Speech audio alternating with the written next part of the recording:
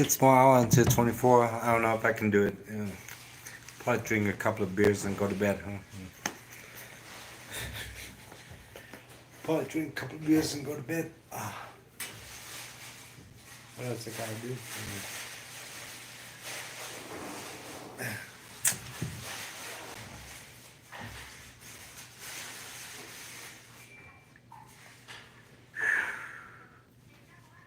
It's gonna be tough, guys. 6 more hours until we hit 24 hours. T minus 6 hours.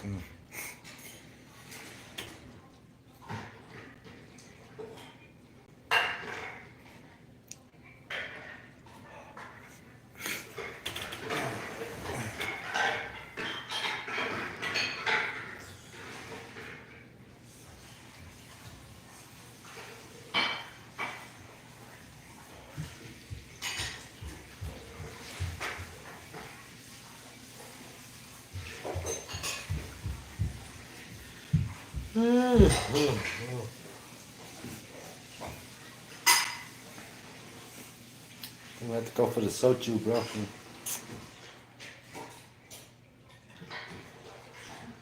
Should I go buy beer?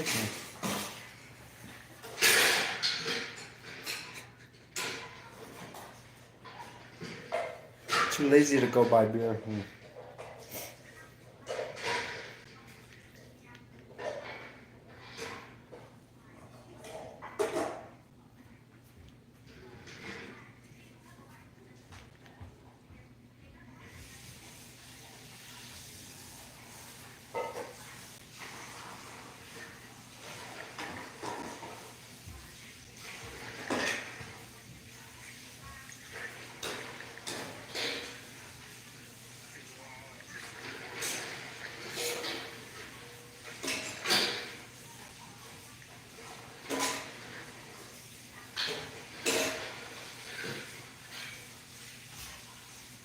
Yeah, let me go buy beer.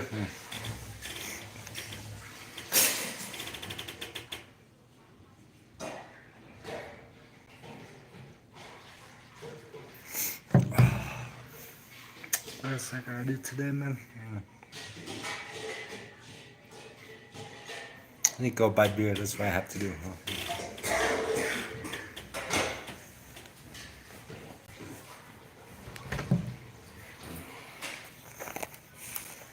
Go beast mode with y'all. The beast from the east.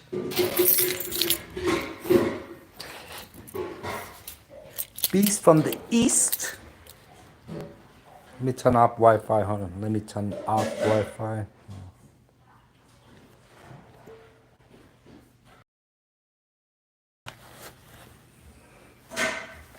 I'll do this one for the tube, huh?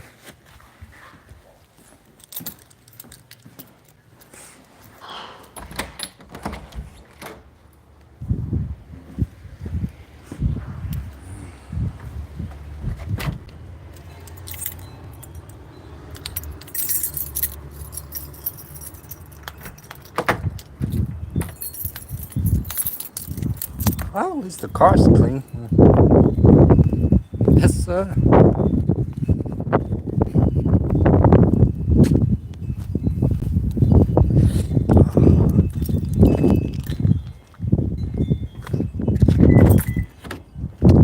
Beast from the east is back.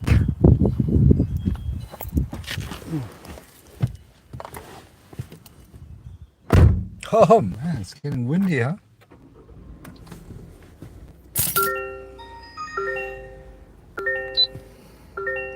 Bye.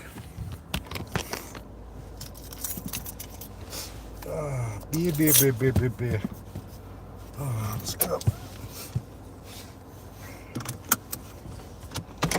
We're attempting the 24-hour stream, huh?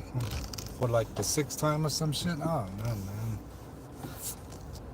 Might be. Attempting.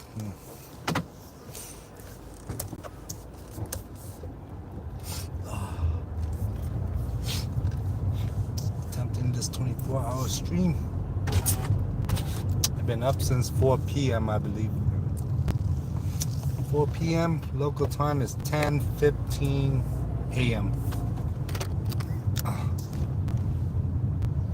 Insurance baddies. This baddie's from Texas. I have to email her. The other baddies, they just sell insurance, and they would have to take a picture of my trunk. She wanna plug something into my car, man. You can't do that shit, bro. to read a car's computer. Ain't plugging shit in my car, girl.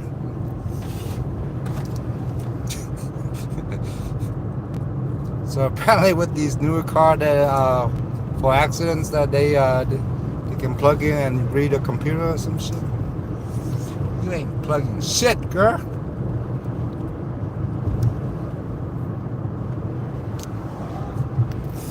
How about I plug you, huh? Bend over and assume the position. I have to email the adjuster. She's from Texas. Ain't plugging shit in my car. Hell no.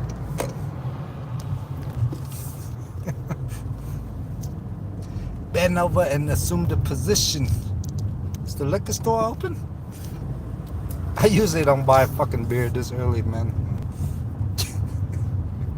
Usually there's some beers in the fridge, but not today. Alright, let's go buy some beers, eh?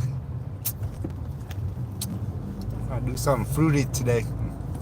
Fruity tooty. Some of that fruity tooty today, huh?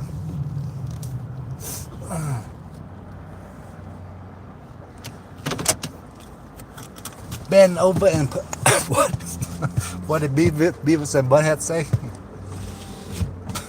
Assume the position.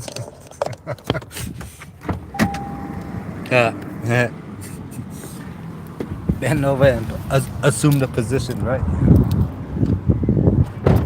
Alright, let's go get some beer. Hello, how are you today? Should we do something classy? Nah, that voodoo's gonna knock me out, bro. That voodoo's gonna knock me out. Truly. High noon pineapple. My friend from Kentucky recommended high noon, so fuck. Is this mango? That's a 4-pack. Oh man, a little bit pricey. Let's go with the mango, huh? Mango tango. This is a 6-pack. Yep. Some mango.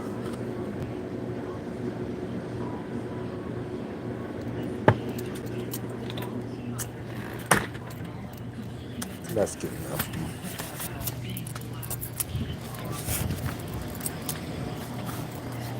Hello.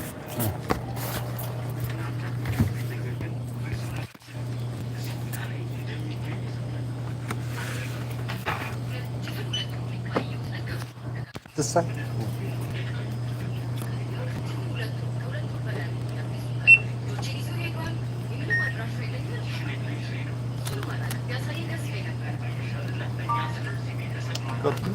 Do you sell lotto here? Get a 1 lotto, no plate. Two lotto? No, just one lotto. Colorado lotto, no plate.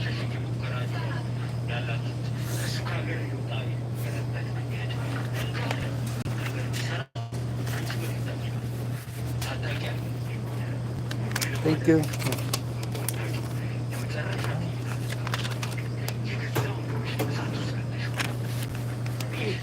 Have a nice day.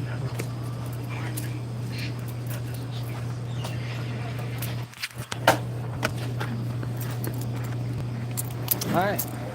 New challenge. Drinking and driving on a live stream. New challenge, huh? Drinking and driving on a live stream.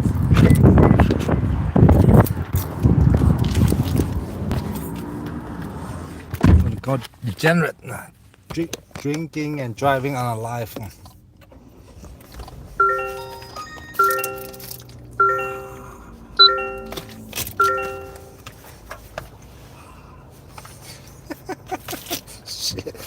Alright, let's go.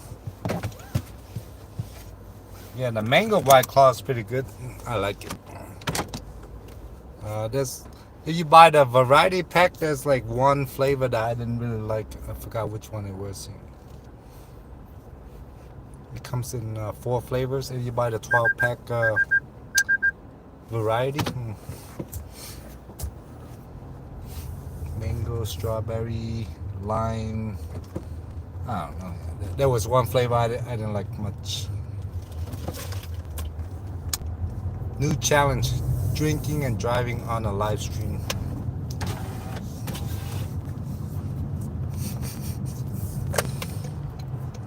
You have to stick around till I'm drunk, huh? I'm gonna do this drinking and driving live stream. Just gonna drive straight to the police station. Hey police, I'm drunk, bro. I've been streaming all day and I've been drinking. Arrest me, police. Damn, the Grand Wagoneer, huh? Oh, man. $5 per song. That's the channel policy. $5 per song. You already know, bro. You ever been to a fucking bar? You been to a Waffle House? You hear any music there? You have to put in the fucking money into the jukebox to hear your music, bro. You just come in and like, hey, Waffle House waitress, can you play music? You don't go like that, bro.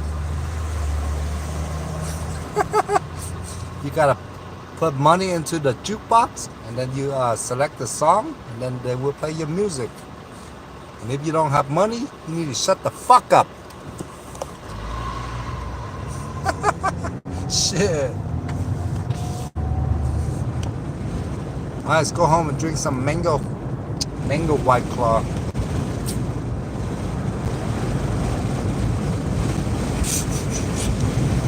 Are you that broke, bro? You're on YouTube, right? Get out of my life. Search the song you want to play. There you go. Free. Search the song that you want. Search the song that you want to hear. Play that shit. Bunch of fucking broke boys nowadays, dude. Stop it. That's the first song I'm gonna play when I get in the house. Broke Boys by Drake and 21. That's the first one I'm gonna play when I get in the house, bro. I can talk to broke boys. Broke boys. No. I can talk to broke boys.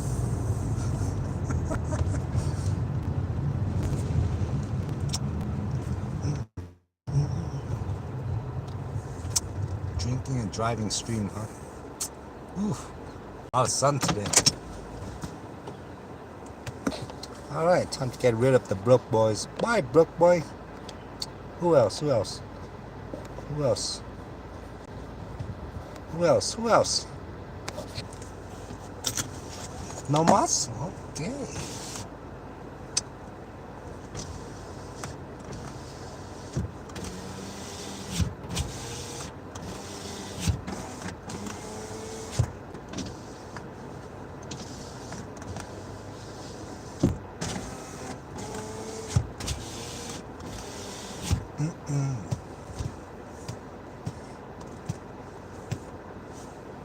Hating? Can't you release that? That don't even make sense, bro. Go speak some fucking English. Go learn English and come back and participate. The fuck are you talking about? Inglés. Pinche joto. ¿Tú hablas inglés? No inglés? Adios. What's up, Karina?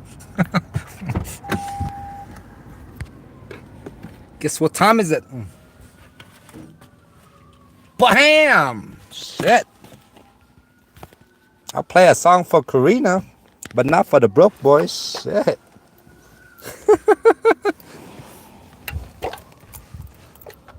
wanna request a song, Karina?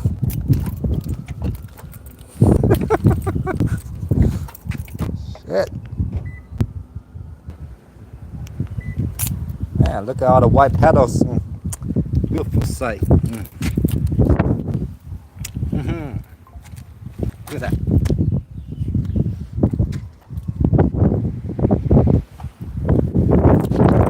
Turn on Wi-Fi.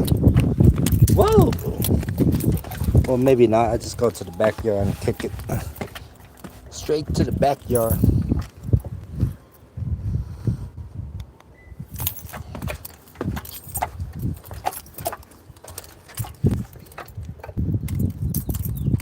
Only by singing? Alright. Going a cappella. Living la vida loca. I'll do that one again. Living la vida loca.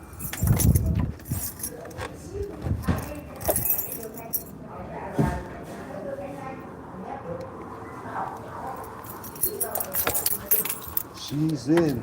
She's in. Black cats and voodoo dolls. I feel a premonition.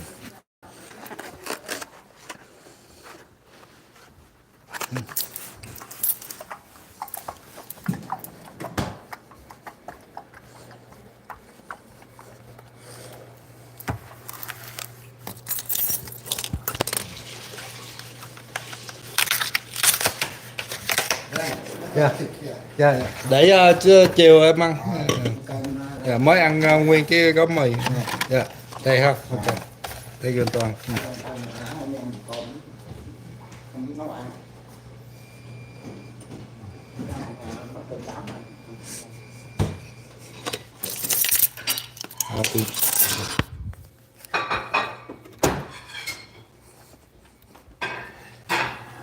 Alright, got the sun.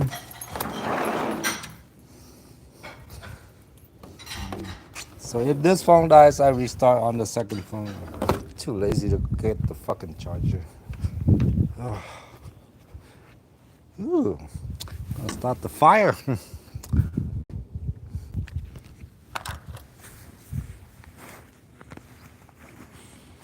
Hey Siri, play Living La Vida Loca.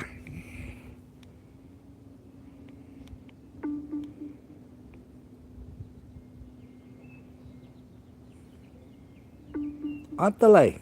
I'm having trouble with the connection. Nice. Please try again later. Come on, Siri. What connection?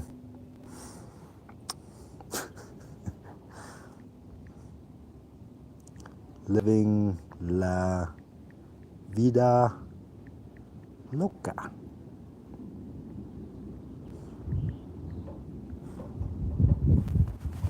Yeah. Oh shit, what happened here? Can't see anything. Someone hold my phone.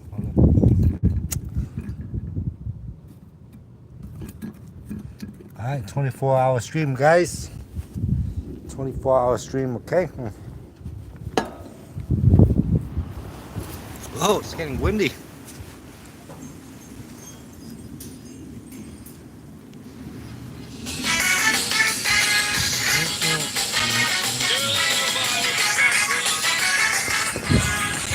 Whoa.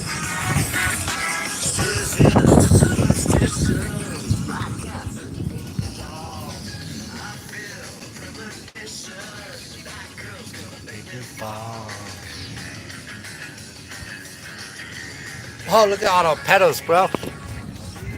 Look at that. Look at that. Look at that. See that? Look at that. Shit! Only on Side Hustle, nowhere else, bro. You ain't getting this shit nowhere else. We got beers. We got beers. We got fucking flowers flying.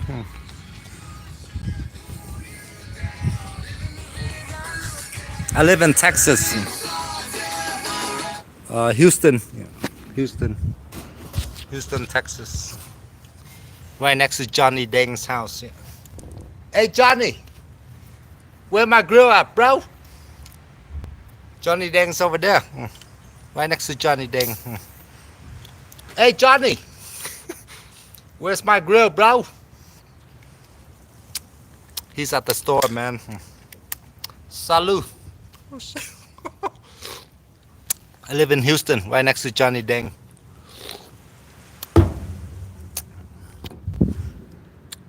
Sup, Dima?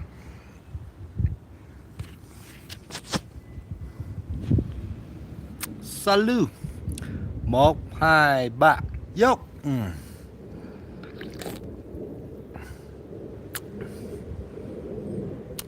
Rapper's been saying his name since fucking like what? 2002 or some shit? I don't know. The first song I hear Johnny Dang was Turn It Up, Chameleonaire, and Lil Flip, right? What year was that? 06? 05? Before that, he was small. I think he got a little jewelry shop in the mall or something, inside the mall.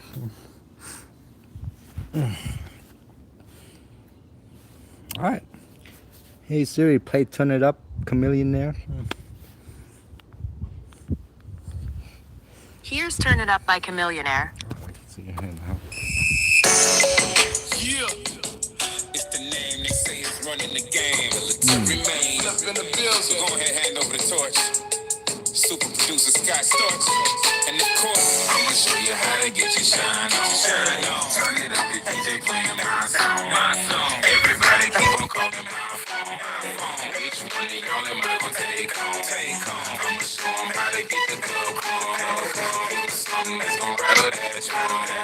Take your cups up until you get home. Tell the deal, pay the let me show you what to do with it. Who that is? That's the illest rapper, chop the screw on that. Couldn't snatch the game is what they told me, so I'm proving it. Put the truth in Texas with Scott Storch and you got you ahead. Hit and never miss, rep your click and throw them high. Cause Chameleonaire's the answer to the game like Allen I. Middle fingers to the sky if they don't like that reply. Cause any DJ that deny is a... He had to what's he doing? He had to go deliver some grills. Yeah, he's not home. I live in Houston, bro. Houston.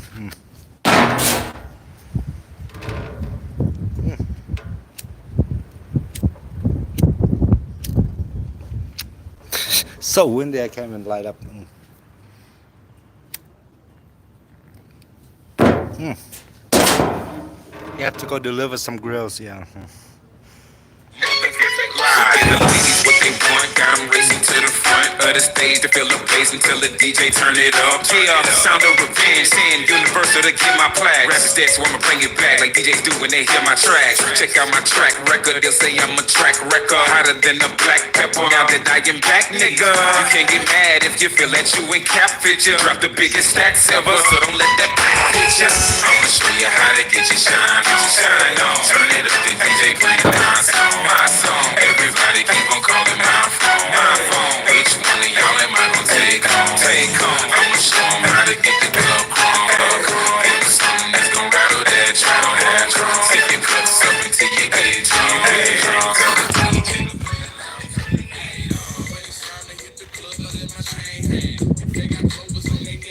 Same gang. Bustin' Mary Jane. Wood grain.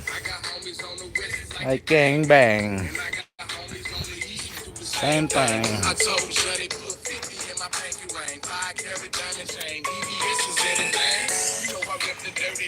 Remove cane. The blue drink. Blue paint.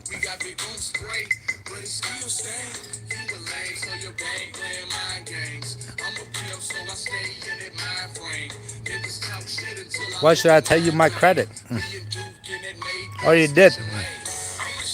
I already told you my credit score on one of the streams. Go back and watch it.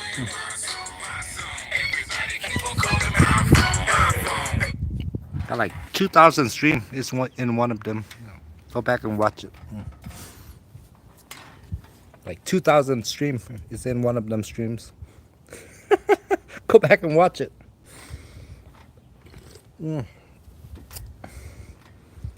To be honest, my credit is not the best. You know, it's not like bottom tier, but it's not the best. That's all I'm gonna tell you.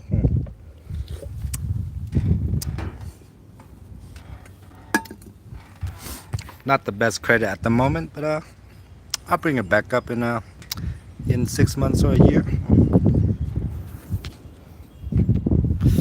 Yeah, you asked a simple question. I like to give you a simple reply. Go watch my videos.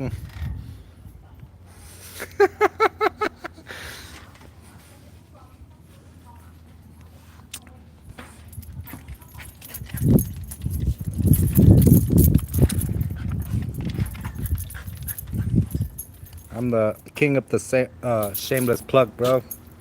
King of the shameless plug.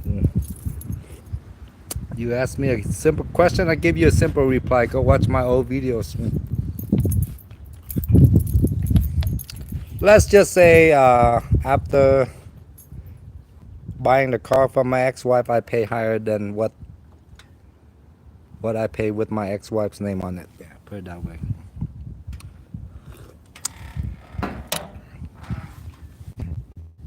A little bit higher than what I pay under my ex-wife's name. Yeah.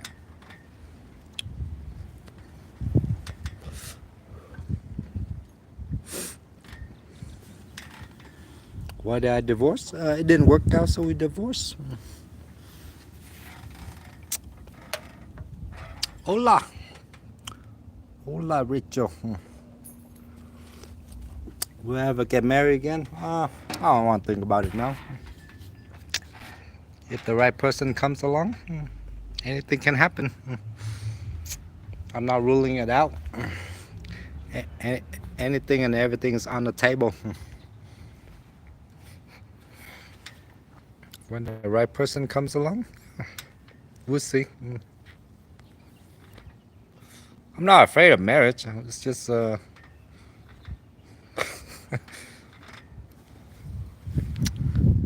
it's just when the right person comes along. I don't know, man.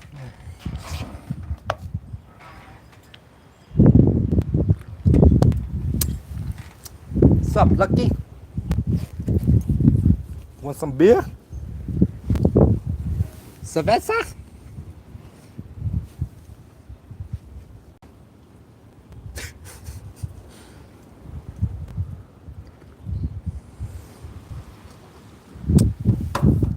And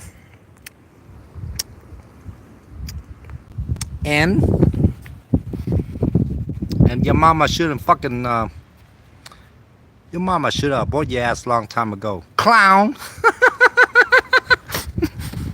Where did your mama live at the time? Was it Texas? Shit. I think your mama lived in Texas at the time, huh? Man, I feel bad for your mama, bro. She tried to fucking have somebody drive her to like New Mexico or Colorado, but her ass was too broke, so she kept your ass, bro. Oh, shit. Feel bad for your mom, bro. Unfortunately, your mama was pregnant with you when she was in Texas. Feel bad for your mama, bro. No, I'm in Houston today, Austin. You move here, I gotta move to Texas. Try to run from you, Austin. I moved to Texas, bro. Right next to Johnny Dang.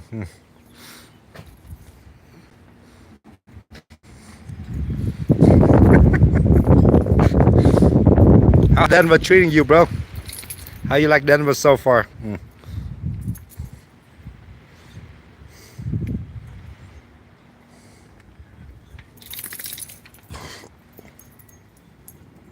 How you like Denver so far?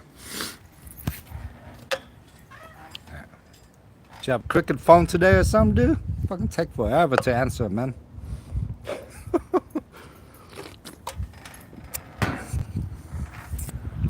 Welcome to Denver, bro. Welcome.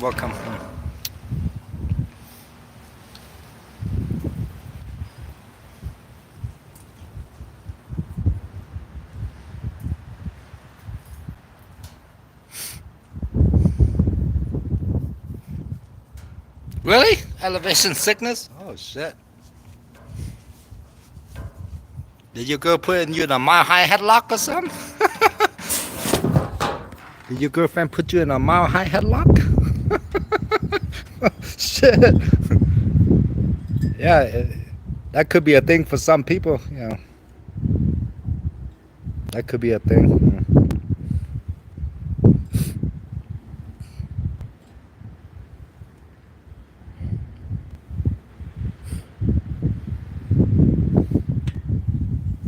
I think your girl put you in a mile high headlock.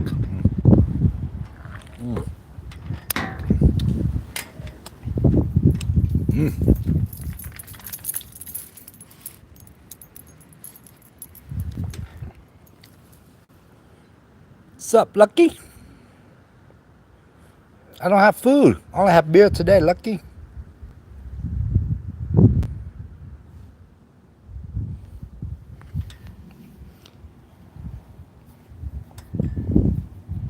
Didn't you go hiking in Colorado?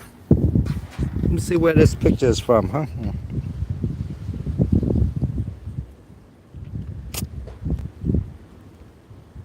You didn't get altitude sickness when you were hiking? I assume this is from a long time ago. Or you just move here and you fucking go straight for a hike. Yeah, man, the elevation. Yeah, when you go hike, the elevation's even higher. Like Pikes Peak is 14,000 feet. Yeah, Pikes Peak in Colorado Springs. You can drive all the way to the top. 14,000 feet. So you have like asthma or some lung disease. Yeah, it's gonna be hard, really hard for you to breathe. Yeah. But if, it takes maybe 3 days to get used to it. I think 3 days. Shouldn't take that long. Bữa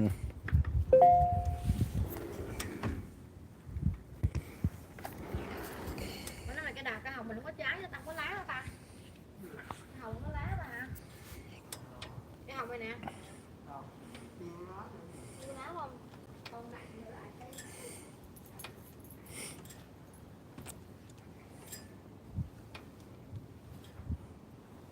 You move here with your girlfriend, Austin?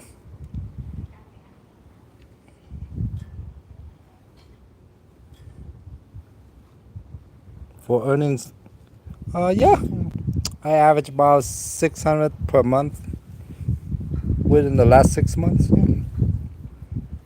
Is that good? For some people, it's good. For me, I'm setting my goal higher.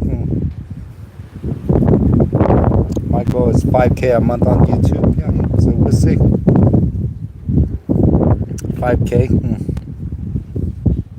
Is it good? The short answer is yes. The long answer is you gotta work a lot, man.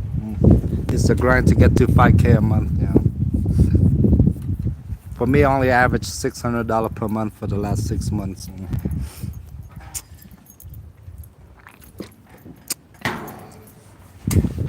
Maybe April is gonna be killer. You know, March was good, but I think April is gonna be killer for me. Yeah.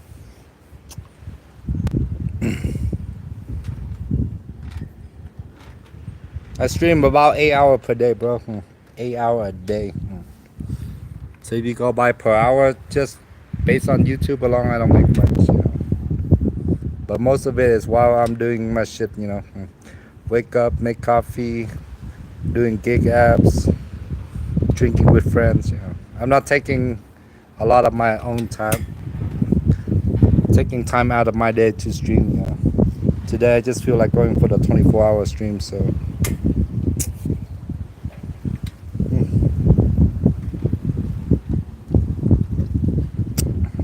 What is the title of the stream, Star? What is the title of the stream, bro? You British people can't read now or what? The fuck, British people?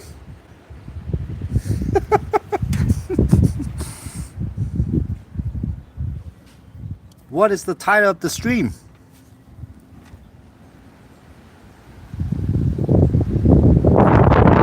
Damn, it's getting windy. Gotta move to the front, dude. blow away everything.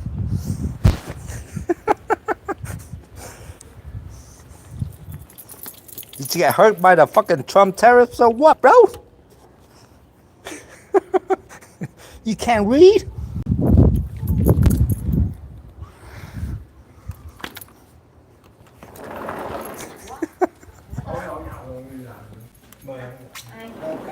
Dạ, dạ. Để chiều em ăn. Mới ăn tô mì nãy. Tiện nhậu kẻ nó đi. Tôi là tôi thấy nhà đâu, nhà để cho tâm này mà chỉ la con được rồi. Phụ. Mày gì mà quá lọt mà. Hả? Phải làm 24 hour. Còn 6 tiếng nữa 24 hour. Hả?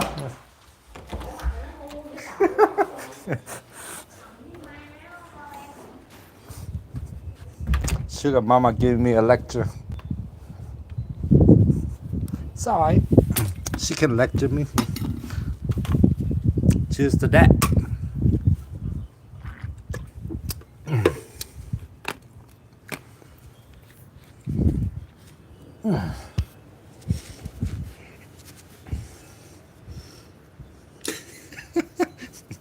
She's giving me a lecture.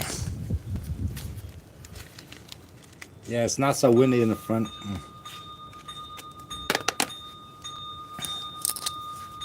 Uh-oh.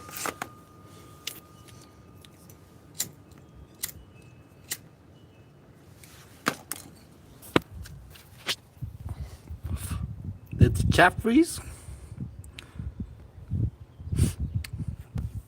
She said I look like a ghost because I'm so pale. Yeah, I've been up like fucking 18 hours.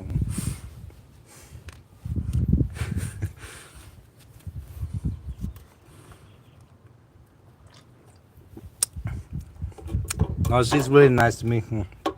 She wants the best for me. Yeah.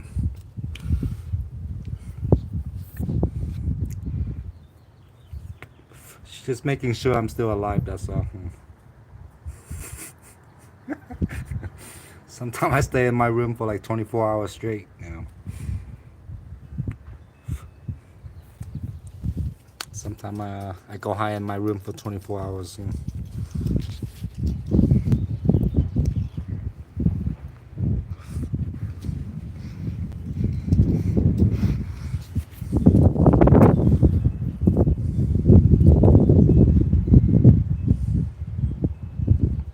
Alright. You want to hear us speak Vietnamese? Come on a Saturday night. Yeah. I try not to speak Vietnamese to the live, you know. I might alienate some people. You know. But if you want to hear Vietnamese speaking, come on a Saturday night. Yeah. A lot of broken Vietnamese.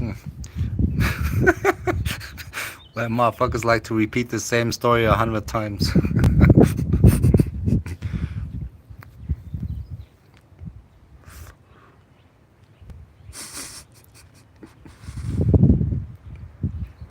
Is it worth it?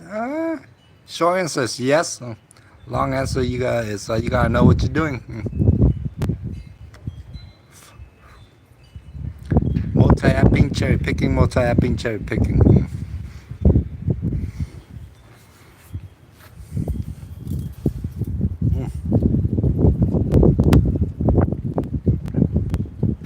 Hello.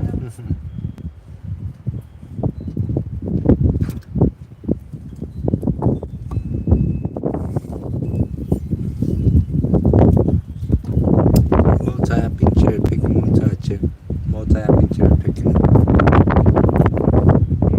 Yeah, short answer is yes. Long answer is depends if you know what you're doing.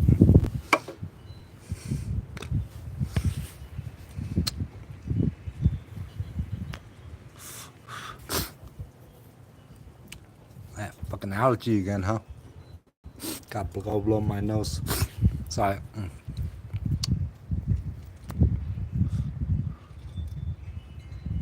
It's 5 p.m. somewhere, motherfucker.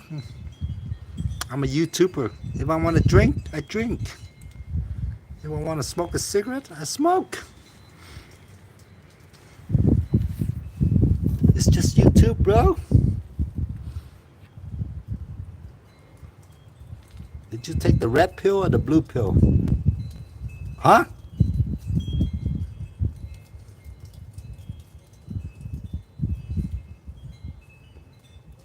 I'm a grown-ass man. If I want to drink, I drink. If I want to smoke, I smoke. See, that's east, and that's where the sun is at. What time you think it is? It's time for your broke ass to get an Apple Watch, bro.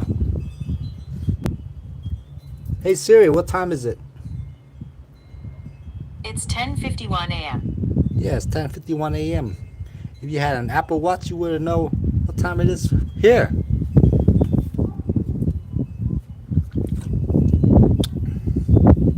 $41.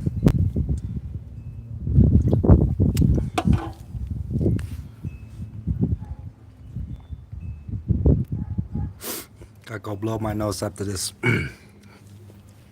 Man, all that fucking flowers blowing into my face. Shut up! Oh shit. Fucking dog, listen, huh? Oh, never mind. Shut up!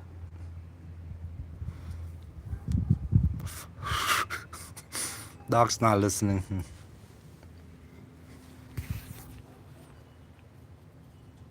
¿Qué onda, cuñado?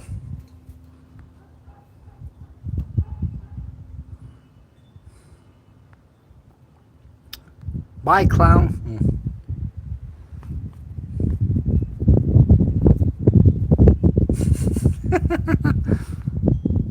Another one?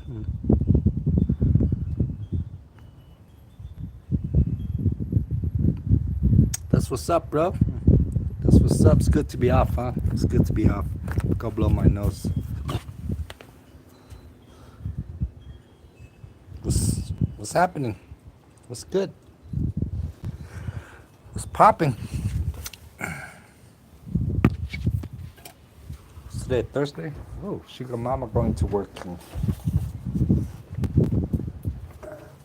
Sugar mama going to work.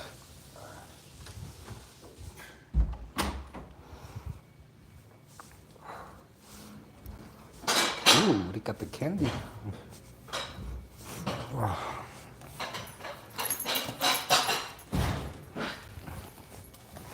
Oh. Gì?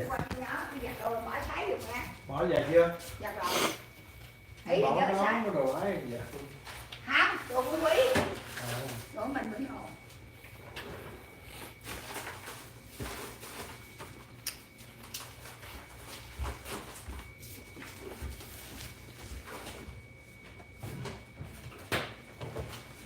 Dạ còn dạ cái nón đây là nó đồ một miệng á. Mình cỏ làm sao rồi. I'm not doing that today. Got some shit to do tonight and tomorrow. Moderation, bro. Moderation.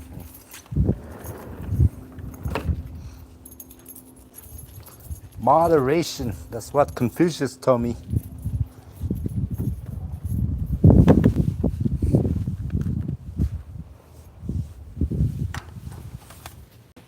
Yeah, can't see anything.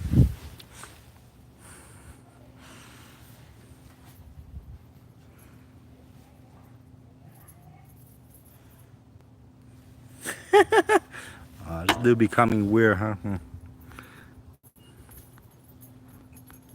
Bye, weirdo.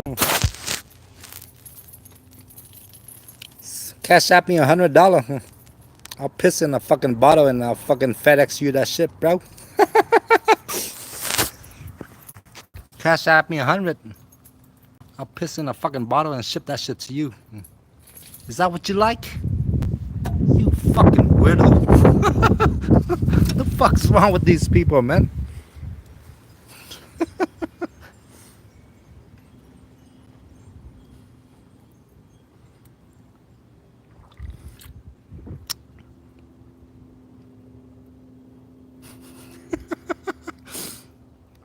This motherfucker won the Kleenex that I fucking wiped my nose with. Oh, man. I don't think it's worth anything, bro. I'm not even that big, dude. I'm not even that big.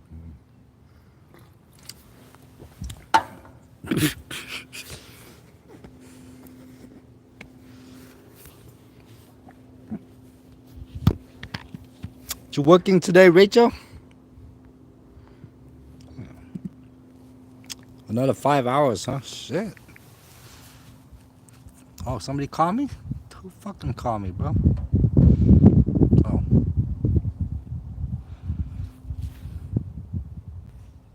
Hi, Dan. This is Anna calling from Medellin, Colorado. It looks like, in addition to that document sent in, we do need the naturalization certificate for Haley. Once we get that written by email, we can get that submitted to the schedule. Once we submit that, then in the questions will be under the subject for asylum clearance here in the United States. Thank you. Have a great day.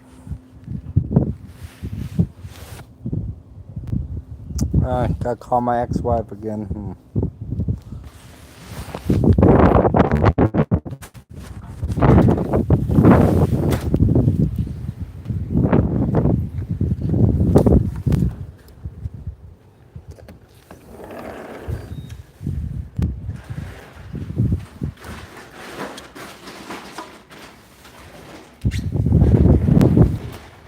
It's probably working.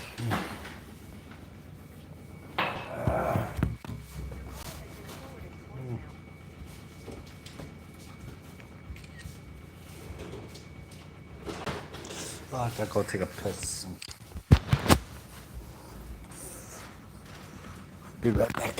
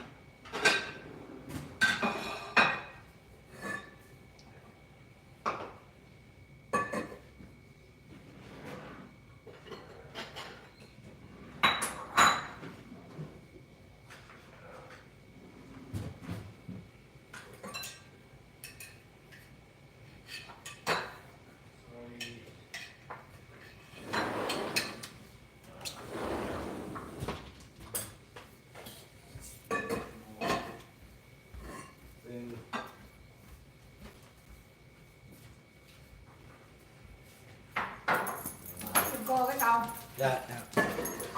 The naturalization. nhờ bạn có cái nhận tội nó chuẩn bị nha. Được rồi. Cái nào? Đang nó chờ xin nó Cái này hả? cái này đi con, cái này cái đó cái kia. Cái này, này. Không cái xanh thì con Cái này, yeah.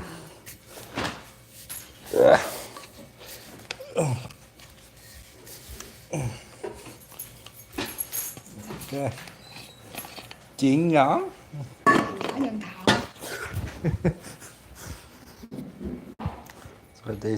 Sorry, they need one more thing. Sorry, they need one more thing. The naturalization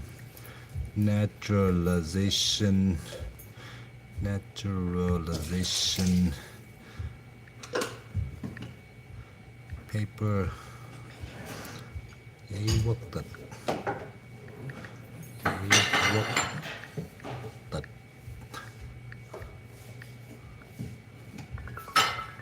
Oh, Haley.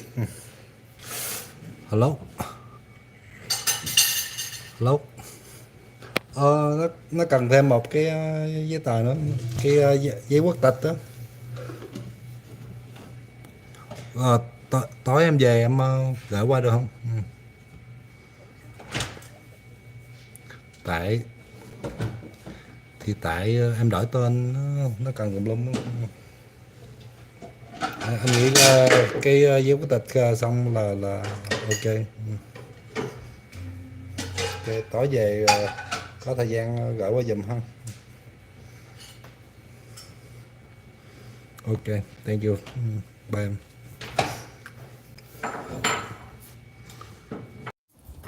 This phone sucks. That's why I didn't change my name when I got my citizenship. You know. It's too much work.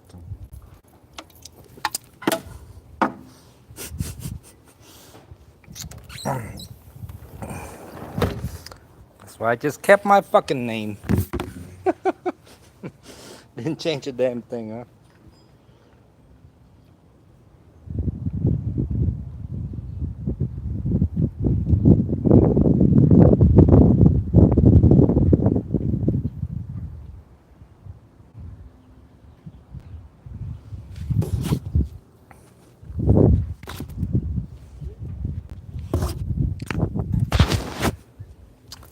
I fucking asked the loan officer. I'm like, what else do you need? She said just the fucking what is it? She told me just the proof that she changed her name from the courthouse or something. I'm like, do you need her naturalization document? She said no. And then 1 hour later, she called me back. Fucking loan officer. She ain't a baddie no more. She's just a bad banker. She's a bad banker, not a banking baddie, huh? Fucking A. Already asked her that. I'm like, do you need her naturalization document? Like, probably not. Just proof that she changed her name. Audio? All right. Let me check audio, huh? Mic check 1, 2.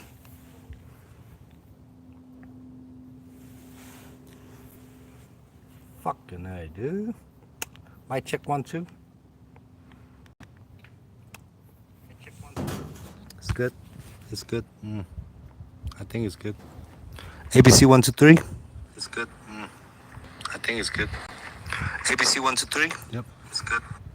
Already asked her that 1 hour ago. I'm like, do you need her naturalization document? Fucking A. Let me see if I still have it in my phone. Huh? No, I don't think I have it.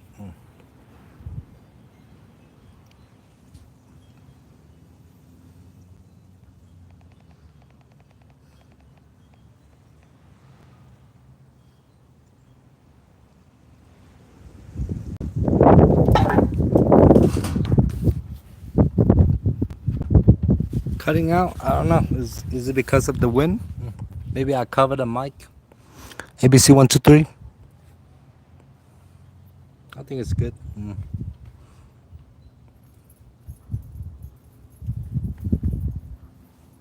I don't know, Bucks. I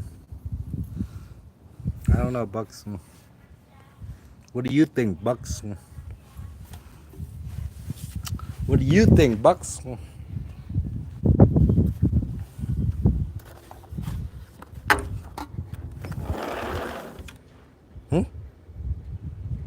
What do you think?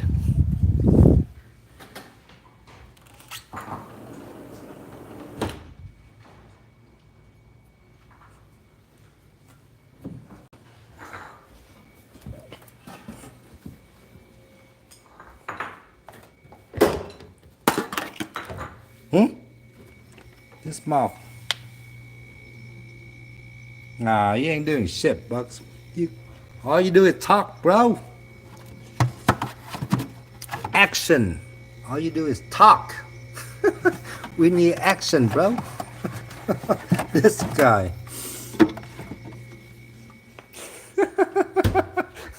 You just come here to talk, man. We need action. We don't need fucking talk, bro.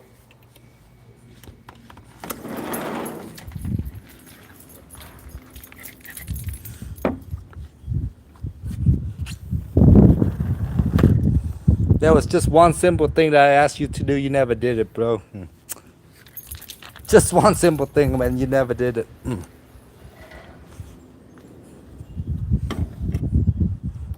And he's not gonna remember what he said he was gonna do.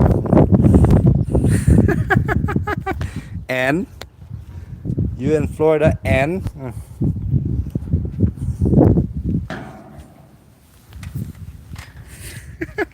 you in Florida, and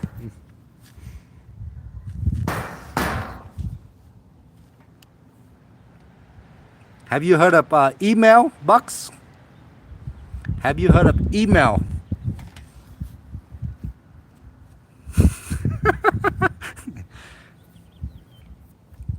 Have you heard of email, Bucks? You can email anybody from any place on Earth. Maybe you can email to somebody on the moon or International Space Station too, bro.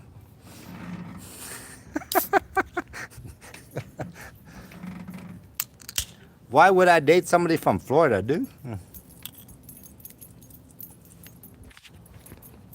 Why would I date somebody from Florida? Give me a good reason why.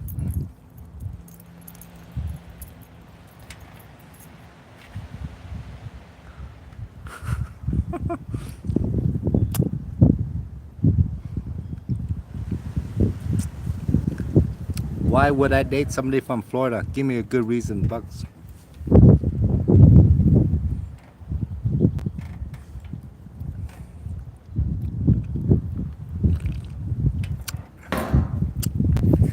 Give me a good reason.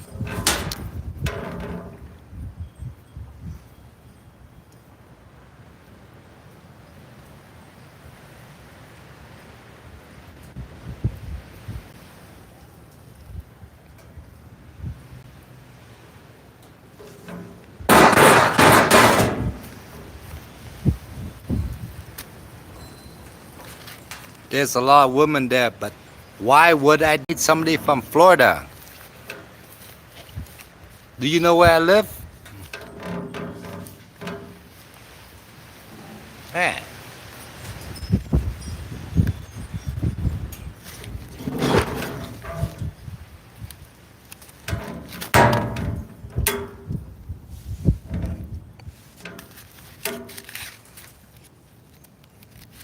And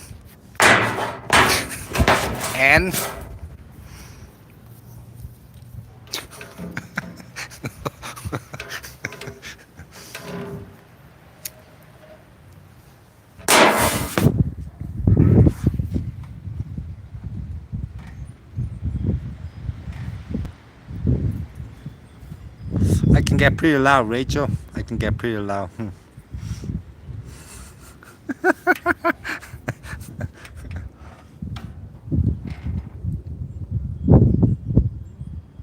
Your wifey has a lot of friends, and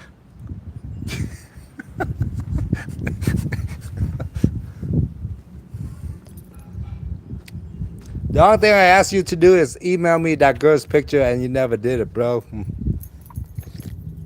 I don't think you remember, but that's all right. It's not a big deal, you know. You say you were gonna email me some girl's picture, you never did that. Don't tell me you went out with your wife, bro. Please don't tell me you have to go out with your wife or some shit like that.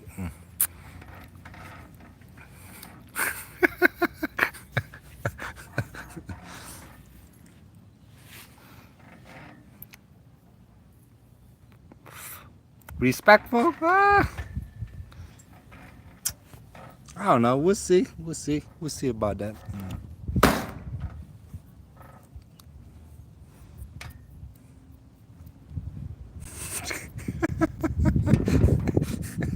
Shit.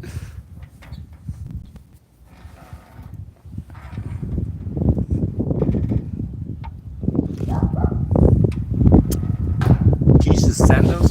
What the hell is that? Is that like walking barefoot?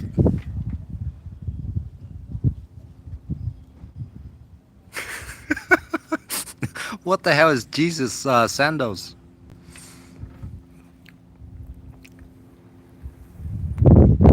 Tall shoes to the beach? What? Gotta ask my other girlfriend, huh?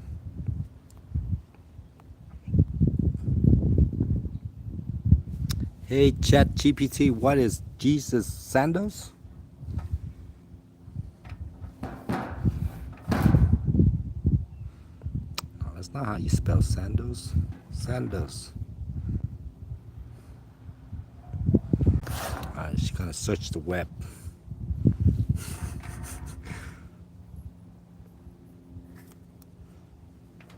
Oh, okay.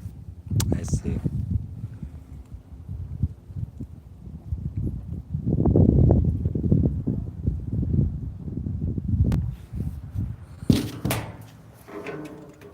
You gonna talk to me, Chat? No.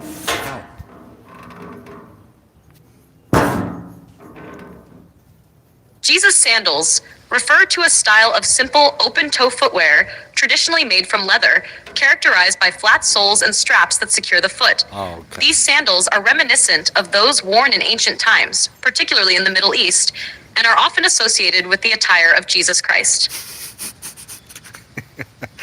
Historical background. In ancient Judea, sandals were the common choice of footwear due to the arid climate. They were typically constructed from leather, featuring a flat sole and straps that went over the top of the foot and around the heel. Yeah, who's calling me now? Hello? This is Patricia Martinez. I'm calling. Oh, hey, Patricia.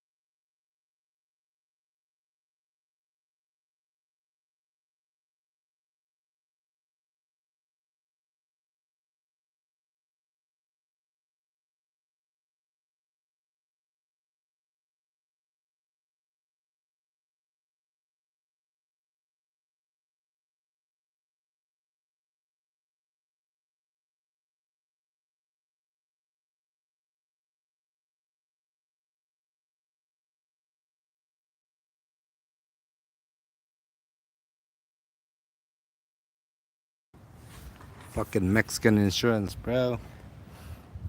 Mexican insurance. That's a fucking slap in the face. $68. Ain't no fucking way that's $68. You gotta be. I have to take it to a different body shop. $68 for what? The fuck am I gonna do with $68? Buy me a dozen of eggs?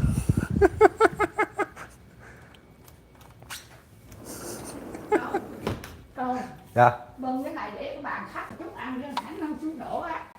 Để đâu câu? Để bàn con cô hay điện thoại mấy bữa đó. Đâu? Cái bàn á, bạn nghe điện thoại thì thẳng vô thẳng. Đây hả? Thẳng luôn rồi. Ờ. Bị đổ mấy lần rồi không? Ừ. Cô để đồ đổ cho.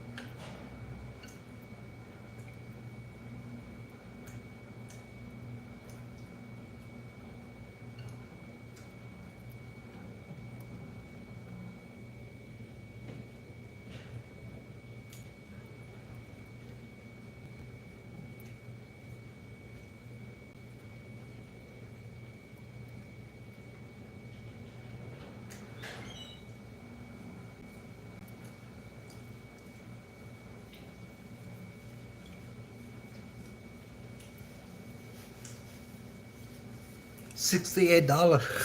No fucking way, dude. I'm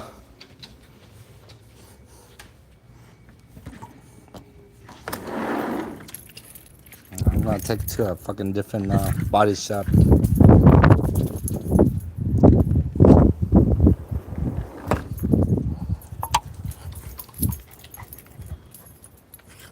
I don't have food. Go inside. $68.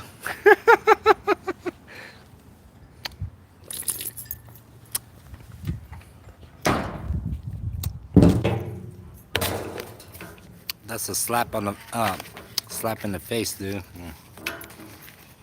Slap in the face.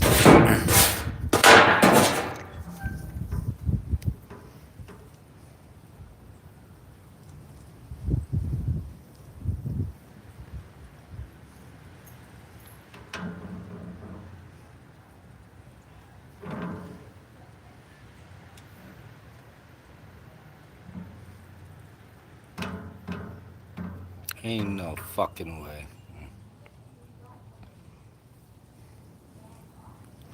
Shit.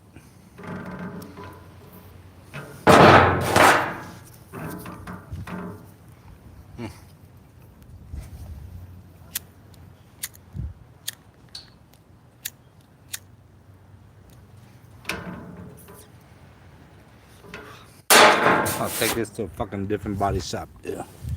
Shit's fucking lame, bro.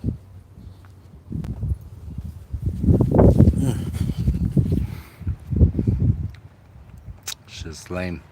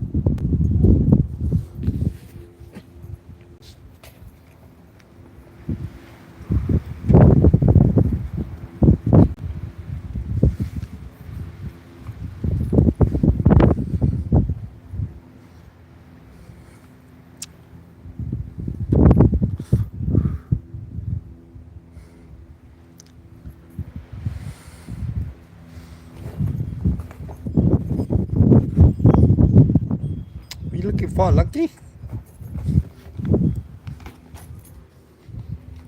Oh shit. No, that's not food. You can't do that. You wanna come back inside?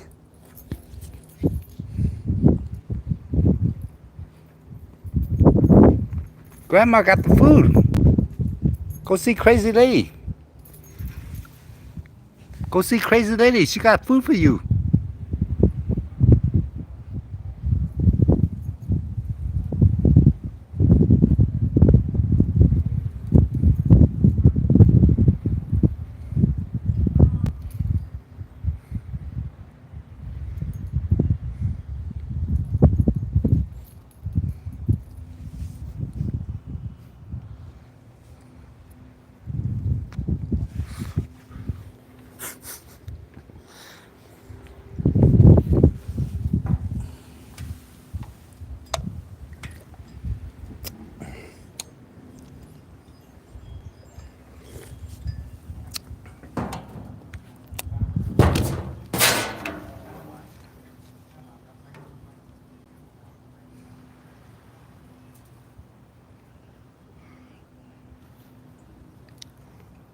$68.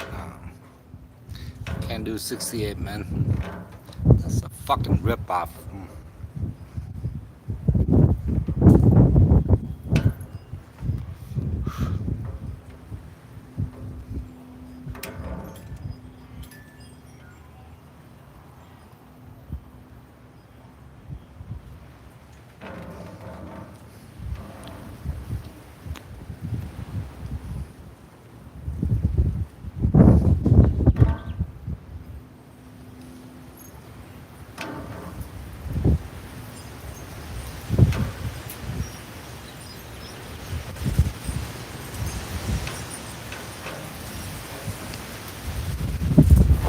I have to cover my beer.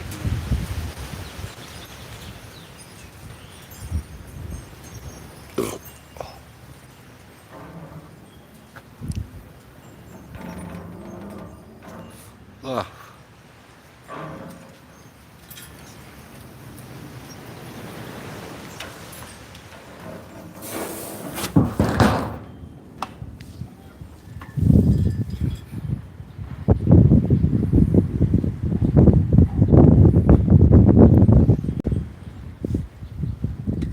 Sure is windy today. Sure is.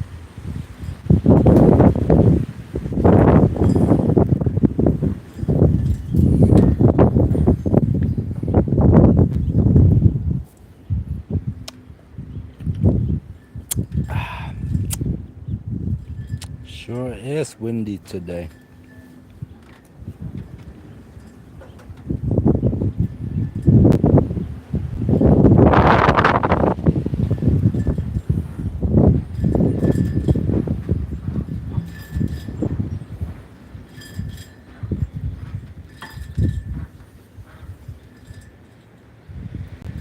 Until it snow tomorrow. Yeah. We're not done with snow until the end of May. We're not done with snow until the end of May, bro.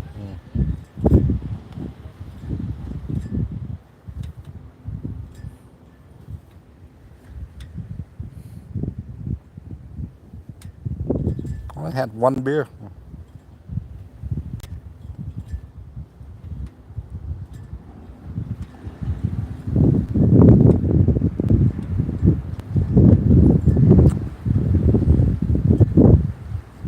Yeah, I'm gonna have to go take a nap and take my car to a fucking auto body.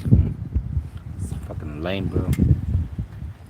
So the fucking MD's car insurance called me back. They said the damage is only $68.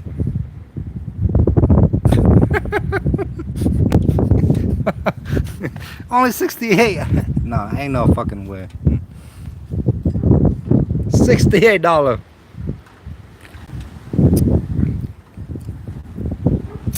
So I'm gonna go to my room and take a nap, and gonna run to the auto body. Fucking lame, bro.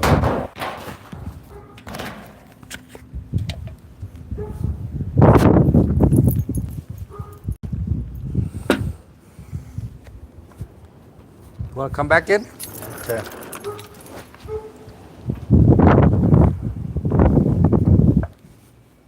Alright, let me turn on Wi-Fi. On.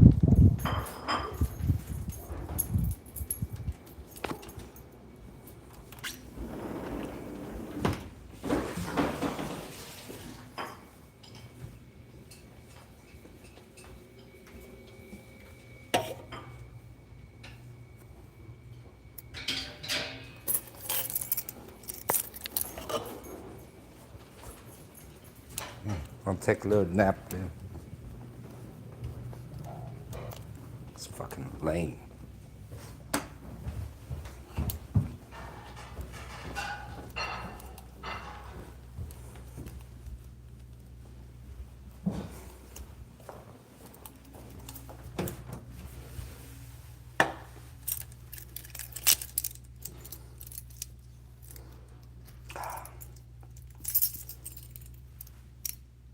Is it?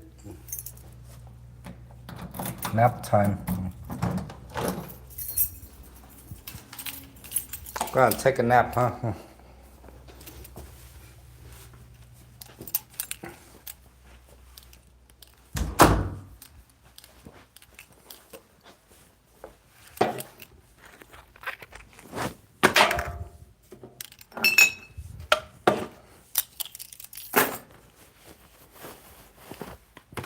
Go get my tripod.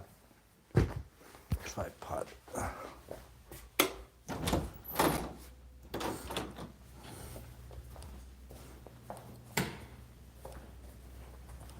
Tripod time.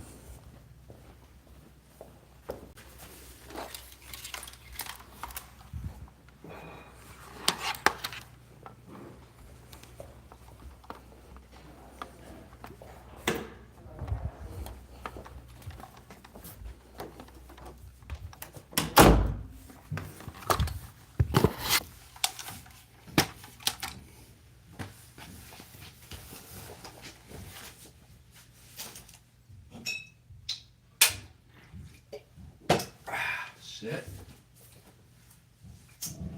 Hey Siri, set timer for 1 hour. 1 hour, counting down. Hey Siri, set alarm for 1 p.m. It's turned on. Alright. Nap time, huh? Sorry, the room is disgusting. I still haven't cleaned out my storage shit yet. The room is really disgusting, guys. I do need to take a little nap and then I go to the fucking auto body.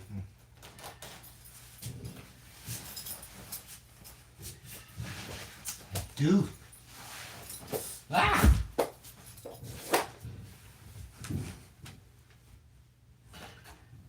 Gotta find out a secret. Too many NC-17 things in the room, huh? Too many. Ooh.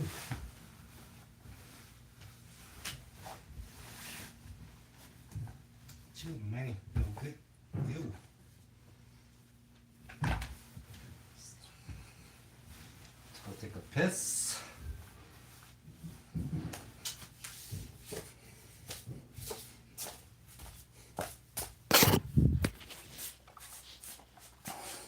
Nap time.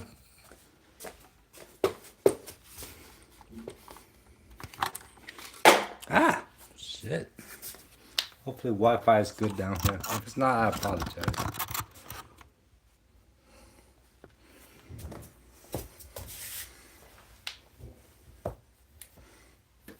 I haven't cleaned my room. I still have to throw away a lot of stuff.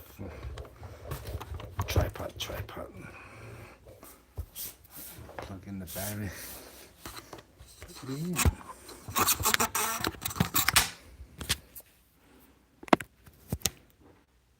It's plugged in.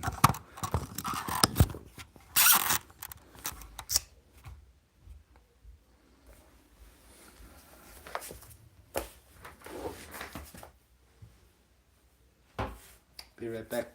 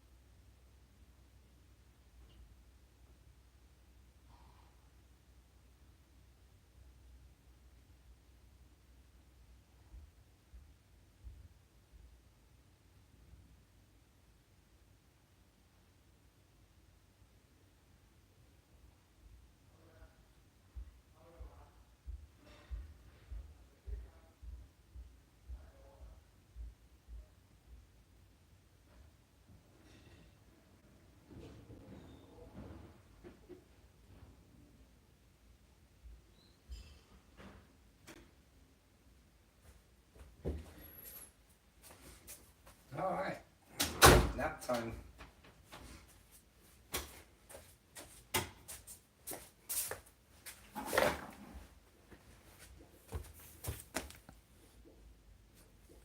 Good night.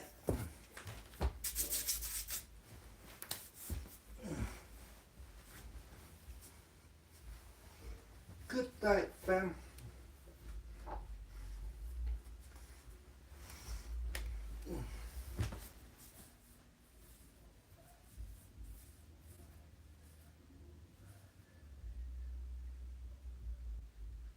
Oh shit, Manitou.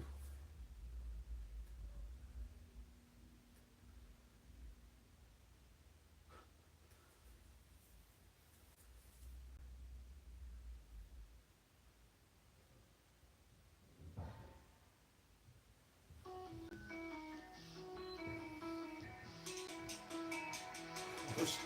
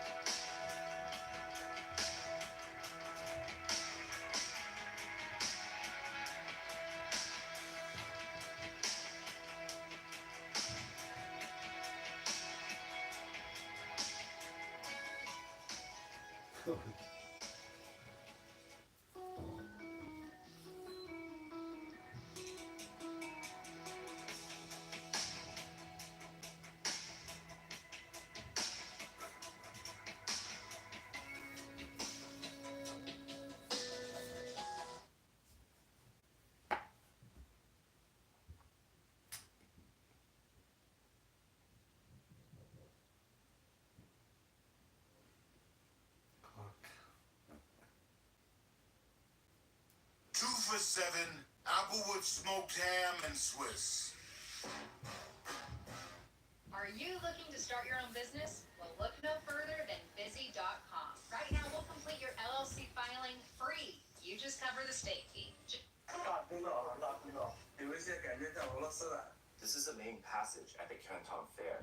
Some visitors look like they were from Russia, but 98% of them were Chinese. Around 4 p.m. is when the crowd is the biggest. Over here, some people look like they might be of Indian descent, but again, it's mostly Chinese. These are all locals from Guangzhou. Look at the slippers, they're all Chinese. It's 10:30 in the morning, and there isn't a single foreigner here, only Chinese people. Over at Hall 4 at 4 p.m., and again at 1:20 p.m., you can clearly see with your own eyes that this place is much quieter than before. On April 15th, the China Import and Export Fair, also known as the Canton Fair, opened in Guangzhou. This year's exhibition will run until May 5th. The video shows a mostly empty venue, with very few visitors walking around. It's a stark contrast to the usual packed scenes. In fact, some clips show that there are more exhibitors than guests.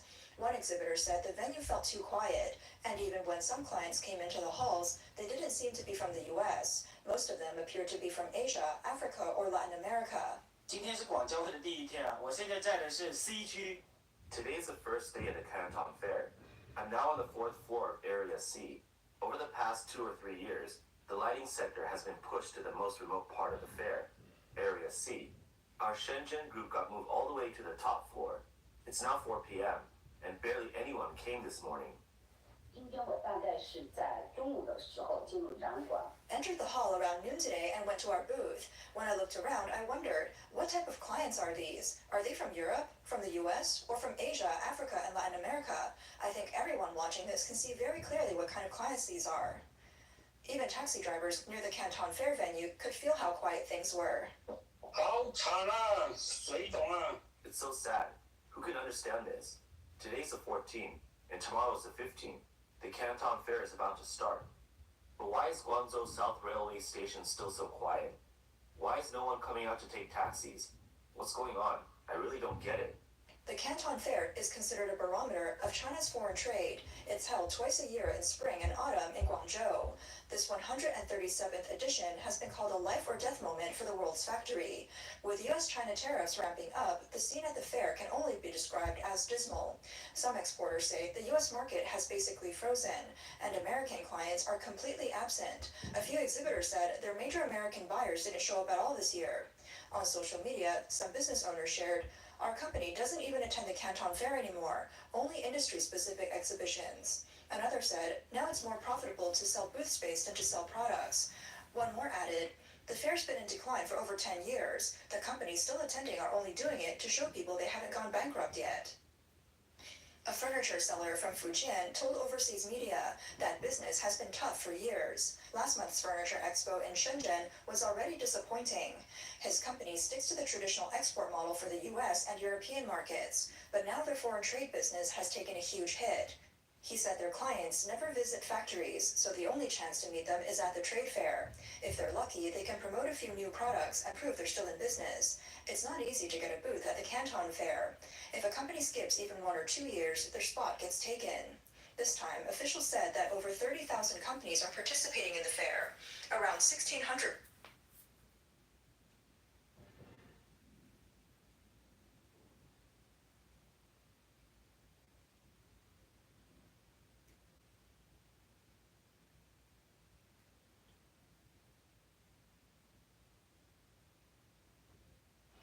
Twice the fun, but twice the cost. Huh. We could get up to $40,000 at a fixed rate with Discover. That could help us get ready for the twins and more. See life's big expenses in a whole new light with Discover Personal Loans.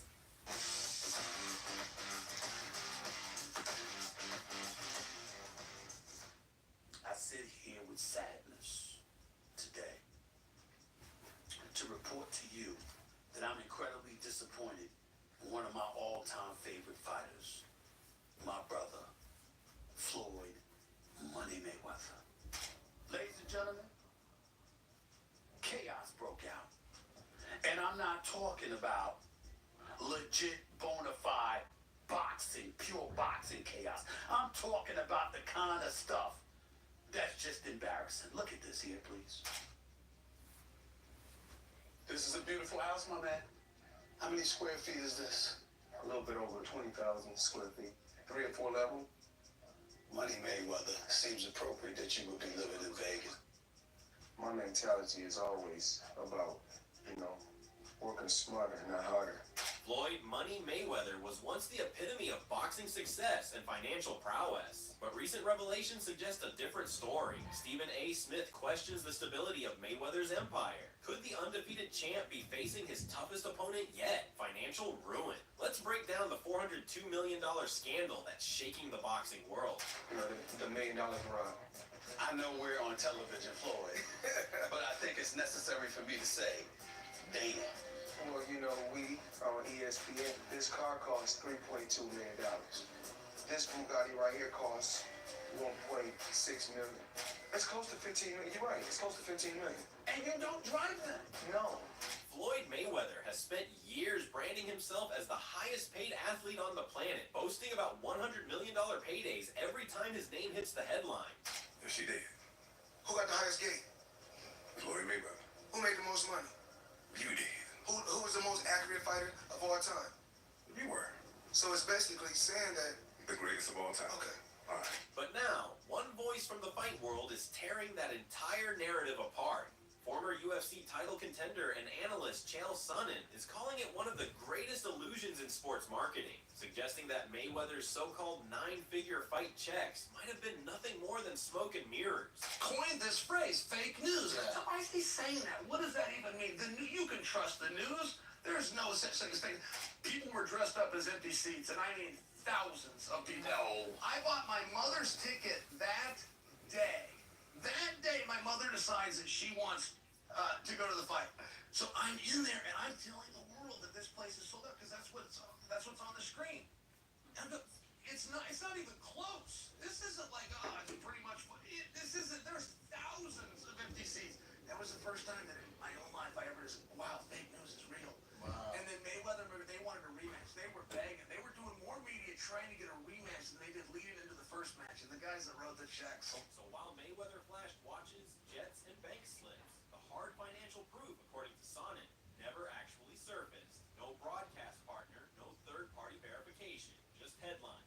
Whoever puts that press release and sends it out, never has a company that's publicly traded had an executive back those numbers. They're all lies. And this raises a brutal question. Was Mayweather's empire built checks, or just hype, ego, and PR magic. Sonnen isn't alone either, with financial lawsuits, unpaid jewelry bills, and the crypto scam lawsuit haunting his name. The money brand seems to be leaking from all sides. Floyd Mayweather has always been the face of untouchable wealth in boxing, the man who turned luxury into a lifestyle, turning his nickname Money into an entire identity. But behind the private jets and million-dollar shopping sprees, the cracks in that image are beginning to show, and they're showing faster than anyone expected. Mayweather is broke, but no one's openly saying it yet, except his old rivals. Even Oscar De La Hoya, a longtime rival turned reluctant supporter, couldn't ignore what's unfolding. De La Hoya, who has often defended Mayweather in public, was recently forced to admit the reality. But you have to stop embarrassing yourself with these exhibitions. I know life is hard, I know life is expensive, but come on, dude, put your legacy first. Nobody wants to remember you like this. And it gets worse, your jeweler filed a lawsuit against you in Miami. And many are saying you're gonna have to sell off your assets. I hate seeing this happen, bro. Coming from a promoter who knows both sides of boxing's business, De La Hoya's words weren't just criticism. They sounded more like a financial obituary. The jewelry lawsuit, asset rumors, and a long line of exhibition fights. All signs that Mayweather's so-called billion-dollar empire isn't as bulletproof as the public believed. And the fact that De La Hoya, someone who once stood on the opposite side of the ring, is now offering sympathy instead of rivalry, that speaks louder than any bank statement. But the irony in all of this is that Mayweather didn't stay silent either. While De La Hoya publicly paints a picture of sympathy, Floyd made sure the world remembered the real business history between them. When it comes to money and loyalty, Mayweather has long hinted that De La Hoya wasn't exactly the cleanest operator behind closed doors. We helped build this guy up. He was fighting on my undercard. He was the co-main. We helped build this guy up. And you know what Oscar De La Hoya do? You know what Mr. Loyal Oscar De La Hoya do? I'm sorry, Mr. Disloyal Oscar De La Hoya do? He take him right over to HBO and cut a deal with HBO. And when he cut the deal, he got money, but I bet Canelo didn't see none. But these are the things that people don't know about in the sport of boxing. For a man who built his reputation on flaunting wealth, this wasn't just about Canelo or old business. This was Mayweather hinting at a pattern of hidden deals, unspoken payouts, and financial games behind the scenes. The same financial games now surfacing in lawsuits, unpaid debts, and quiet asset sales. And it's not just financial experts and retired champions raising eyebrows at Mayweather's empire. Even fighters from his own generation and opponents who stood across from him have started pulling the mask off.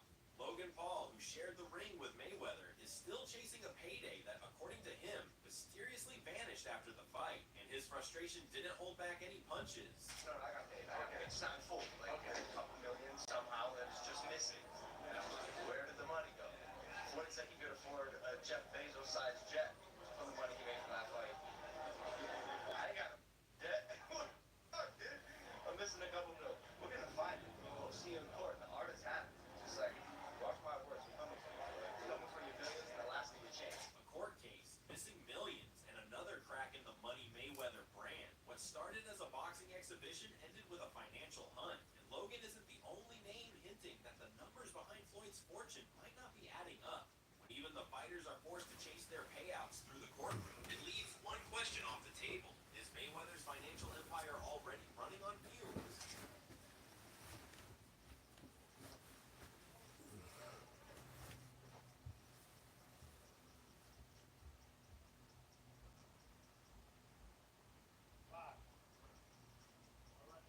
But even as Logan Paul moved forward with his lawsuit, claiming Mayweather never paid his full share for their fight, Floyd didn't stay silent. Instead, he responded in classic Mayweather fashion, flipping the blame back onto the business and brushing the whole scandal off like it was nothing more than loose change.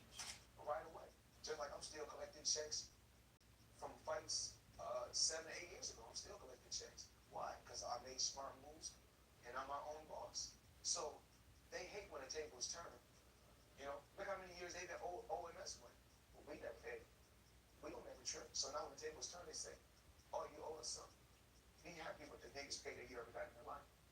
Mayweather's calm dismissal painted the lawsuit as nothing more than routine business. But the timing told a different story. From unpaid opponents to jewelers filing lawsuits and rumors of asset sales, Floyd's financial fortress seems to be facing pressure from every direction. And no amount of smart moves can hide the growing list of people still waiting to be paid. Logan's breakdown pulls back the curtain on a business strategy most fans never see. For years, Mayweather wasn't just making money inside the ring. He was controlling the money around it. From scooping up entire ticket sections before they hit the public, to flipping them for massive profits, Floyd's hustle extended far beyond the fight night. He is the promotional arm of his fights. It's why, in part, he makes so much money, because whereas a normal promotional company will take 30%, he is that. And so, oftentimes for his fights, before the tickets can go on sale to the public, or like right as they go on sale, he'll buy a whole wing, a whole section, and then he'll sell them at a higher price, marked up, so he can make, you know, Like all the floors, he takes all of them. all of them, 3, 4, 5x, and it's part of his business. On the surface, Logan even admitted the strategy itself wasn't illegal or unusual for someone running their own fight promotions. It was just business. But the real problem, according to him, wasn't about ticket flipping at all. It was about investors being left in the dark and millions of dollars vanishing once the seats were sold. This Style or substance, form or function. Somehow, it became one or the other. But there is another choice. Not stopping until you have everything in the GMC Sierra Denali Ultimate. What we choose to know, we know completely. We are professional grade.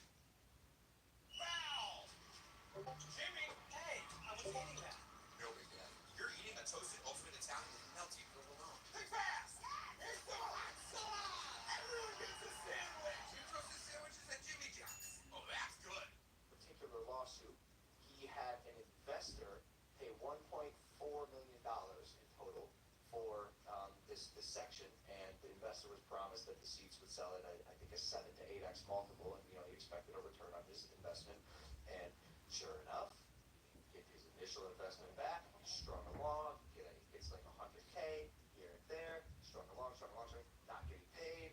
Now his investment allegedly is being rolled into Floyd's alleged fight with Manny Pacquiao, and so the investor's being strung along in this thing, and eventually, like us, it's like, yo, we're simply not getting paid in full. Like, we've been fucking dragged along for way too long now, and this guy finally filed a lawsuit against Floyd Mayweather. So that's the one that's actually active, pending, and then here we are.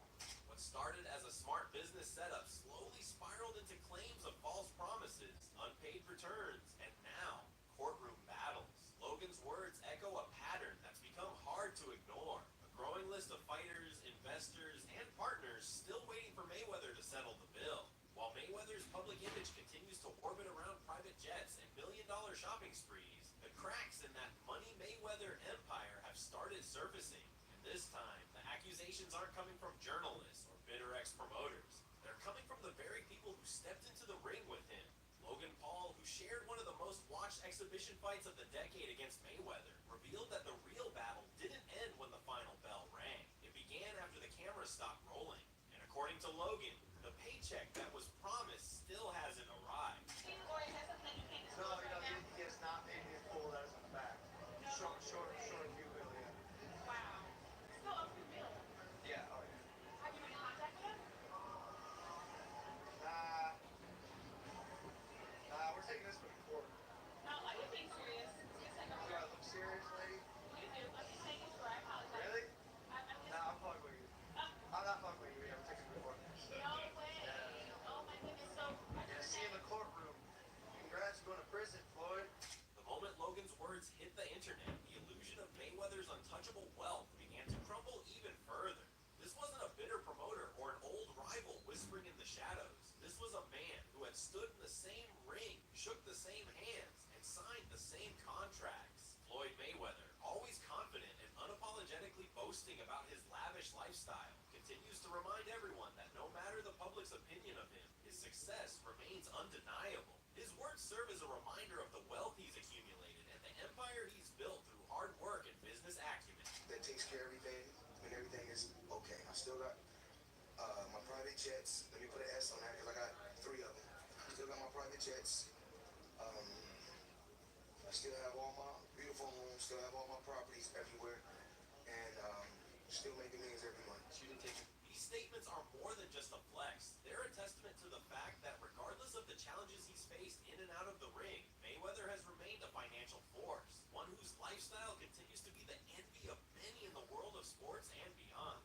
While Floyd Mayweather continues to thrive financially and dominates the boxing scene, not everyone agrees with his recent choices. Critics, including Stephen A. Smith, have been vocal about his decision to take on exhibition fights against non-boxers, particularly the infamous Logan Paul matchup. In Smith's eyes, Floyd is risking his legendary status by stepping into the ring with people who don't belong there, diminishing the value of his career. For Smith, Mayweather's behavior is an example of chasing money at the expense of legacy. When you are as great as Floyd Money Mayweather, everybody doesn't deserve to be in your space. I know you like to make money. You're never going to stop making money. Very, very few people on the planet know how to make money like you know how to make money. But some of this stuff has got to stop. You want to get Conor McGregor in the ring for an exhibition match, all right, that's fine. You know, Conor sold that. It was great marketing. He's not a boxer, but hey, he was a knockout artist in the UFC. I get it. Fair enough. But what I'm trying to say is this. When you're great, when you're elite, not just everybody deserves to be in your pristine space. And what I mean by that is I'm not talking about on the street or anything like that. Boxing is your thing. While Smith acknowledges that Floyd's ability to generate income is unmatched, he criticizes the idea of giving attention to fights that don't showcase true boxing talent. In his view, these exhibition matches with people like Logan Paul, who have no real boxing background, tarnish Mayweather's legacy and undermine the sport's integrity. Stephen A. believes Floyd has nothing left to prove and should focus on preserving his legendary status rather than indulging in fights that make headlines but don't contribute to his legacy in the ring. They say the higher you climb, the harder you fall. When for Floyd Mayweather, the fall might have already happened behind closed doors. The man who once counted his millions on camera, flaunting cash like confetti, is now surrounded by lawsuits, unpaid debts, and whispers of a financial empire collapsing from the inside out.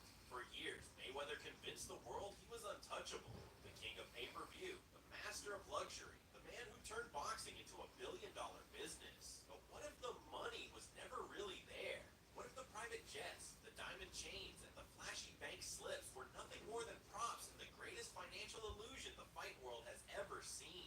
Man, and it's crazy, but it's happening.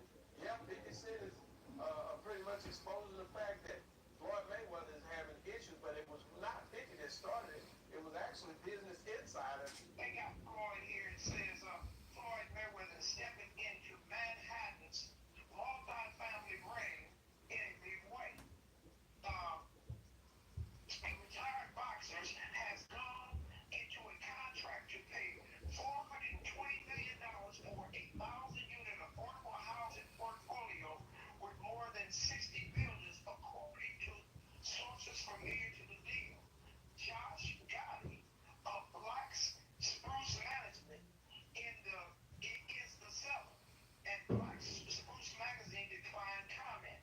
It says also here that the investor partnered with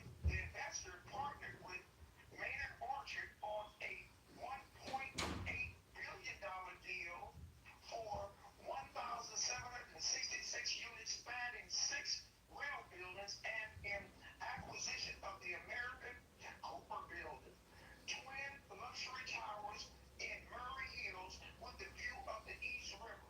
The $402 million scam isn't just a headline, it's a warning. Behind the designer suits and staged Instagram photos, the truth about Floyd's so-called fortune is starting to surface. This time, no amount of PR can save the money brand from bankruptcy. And if you think the $402 million scandal was the end of the story, think again. The deeper this rabbit hole goes, the uglier the truth looks for Floyd Mayweather. Behind all the Instagram filters and private jet photo ops, the real Floyd might just be another victim of his own ego. A man so obsessed with looking rich, he forgot to stay rich. And when Stephen A. Smith starts questioning your financial reality on national TV, it's no longer just haters talking. It's a clear sign the walls are closing in. Floyd Mayweather didn't just sell fights. He sold the dream of untouchable wealth. But the moment you peel away the flashy watches and staged bank slips, all that's left is a man running out of time, out of luck, and, by the looks of these lawsuits, out of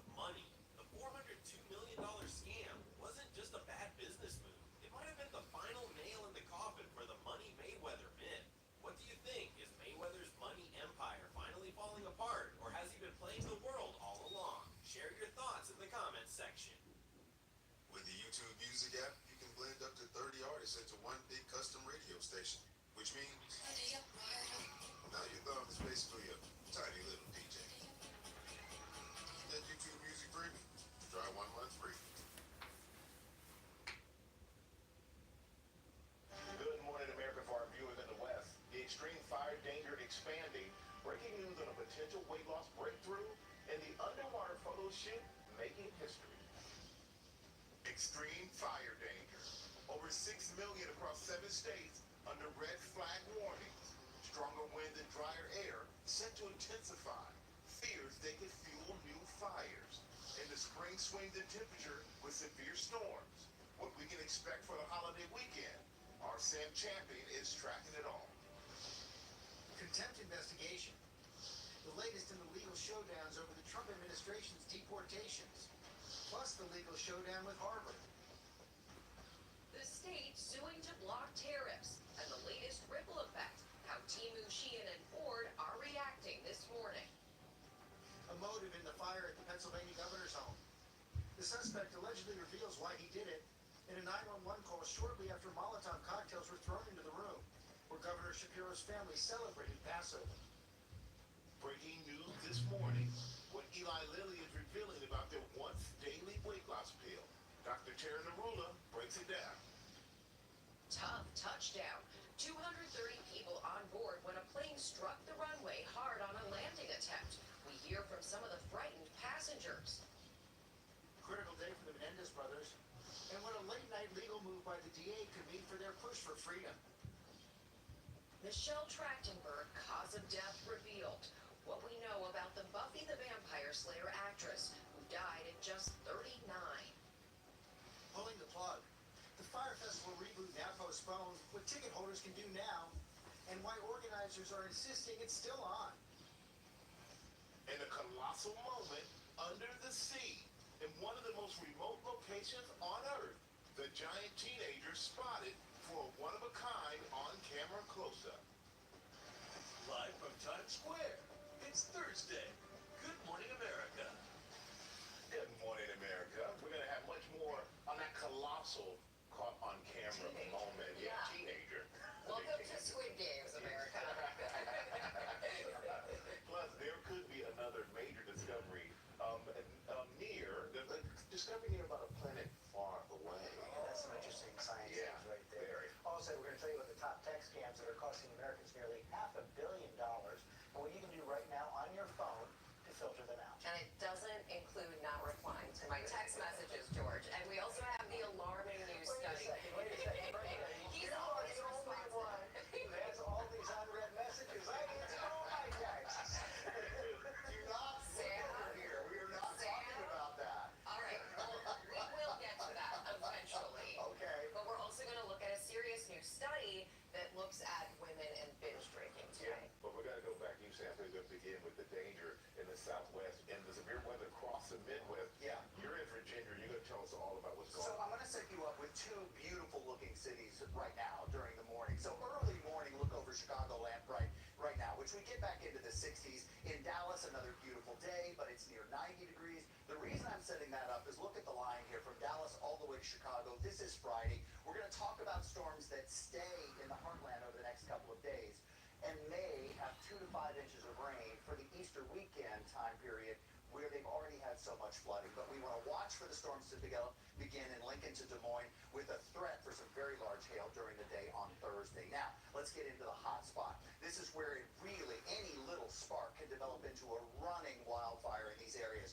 This is extreme fire danger. We have humidities as low as 5 to 10% and some gusty winds at about 65 miles per hour. When we come back, we're going to go back into the heartland and talk about the storms that stay for the weekend, guys. So that first line develops Thursday into Friday.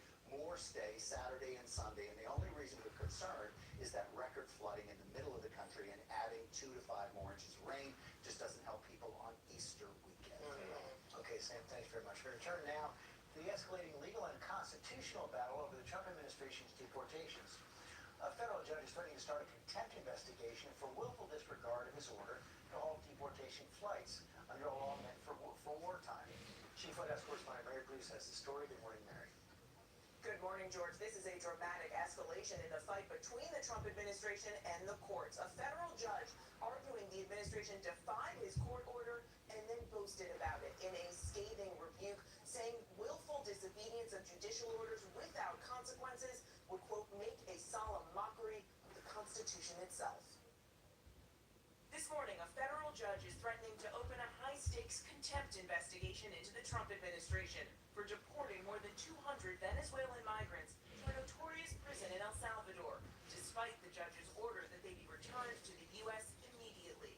Questioning why the administration allowed these flights last month to go ahead, Judge James Boasberg declared the administration displayed a willful disregard for his order, determining there was probable cause to find them in contempt. The judge saying he will begin contempt proceedings if the administration does not give each deportee the chance to challenge their detention. Boasberg even proposing appointing an independent lawyer to prosecute the government for contempt. The president has boasted of the deportations, claiming without evidence that the men are all violent gang members.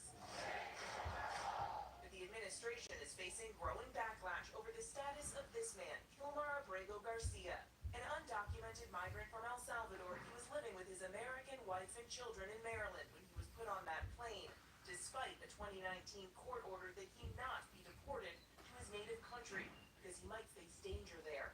A mistake the administration previously acknowledged. In a unanimous ruling, the Supreme Court ordered the administration to facilitate Abrego Garcia's release. But the president, who is paying El Salvador $6 million to keep the migrants, says it's up to that country to send him back. The entire purpose has been to bring Abrego Garcia home.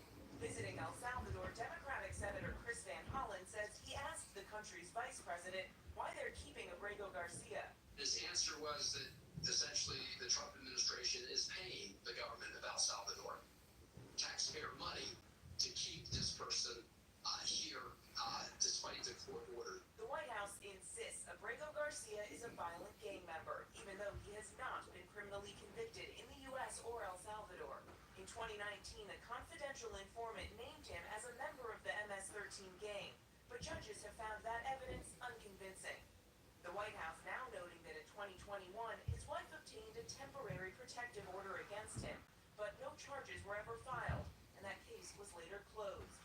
Now she's fighting for her husband's safe return, but the administration says that will never happen. He is not coming back to our country. President Bukele said he was not sending him back. That's the end of the story.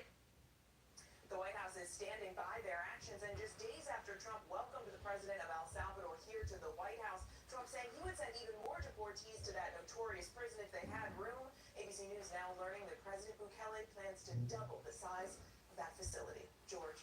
Okay, Mary, thanks very much. There was also an escalation overnight in the White House showdown with Harvard University. Reports the IRS is now considering whether to pull the university's tax contempt status. John Carl is tracking this, our chief Washington correspondent. Good morning, John.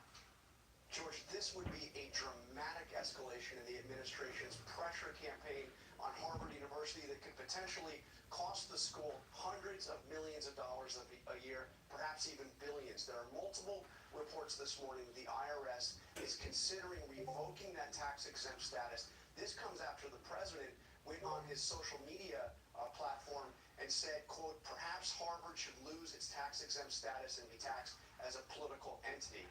This comes after the administration has also already frozen millions, hundreds of millions of dollars in grants to Harvard because it refused to comply with a series of demands that the administration had made. A series of demands including reviewing its diversity programs, changing its admissions practices, and even banning face masks. In refusing to do that, Harvard's president said the university will not surrender its independence or relinquish its constitutional rights.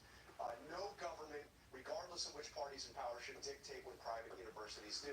The administration, the president, clearly didn't like that, and now this escalation. Important to point out here, George, it is not clear that it is legal for the president to order such an action.